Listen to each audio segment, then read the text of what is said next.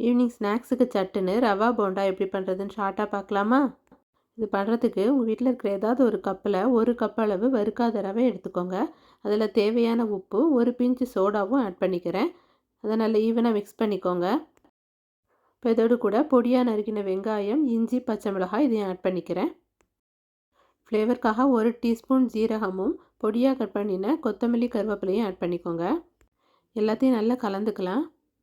இதில் பொடியாக துருவின கேரட், பீட்ரூட், முட்டைக்கோஸ், உருளைக்கிழங்கு, கேப்சிகம் இதெல்லாம் கூட சேர்த்துக்கலாம். அடுத்ததாக கெட்டியான 1/4 கப் அளவு தயிர் சேர்த்துக்கிறேன். இதையும் மாவோடு சேர்த்து நல்லா ஈவனாக கலந்து விட்டுக்கலாம். நல்லா கலந்ததும் கொஞ்சம் கொஞ்சமாக தண்ணி சேர்த்து போண்டா மாவு பதத்துக்கு கரைச்சிக்கோங்க. உங்கள்கிட்ட தோசை மாவு இருந்தால் தயிர், சோடா இது ரெண்டுக்கும் பதிலாக நீங்கள் தோசை மாவு கூட ஆட் பண்ணி மிக்ஸ் பண்ணிக்கலாம். இப்போ நல்லா கலந்ததும் இதை மூடி ஒரு 15 நிமிஷம் அப்படியே வச்சுருங்க. தேவைப்பட்டால் கொஞ்சமாக தண்ணி ஆட் பண்ணி எண்ணெய் நல்லா காஞ்சதும் 2 பக்கமும் ஈவனாக ஃப்ரை பண்ணி எடுத்துடுங்க. அவ்வளோதான், வெளியில் நல்லா கிறிஸ்பியாகவும் உள்ளே நல்லா சாஃப்டாகவும் ரவா போண்டா ரெடி.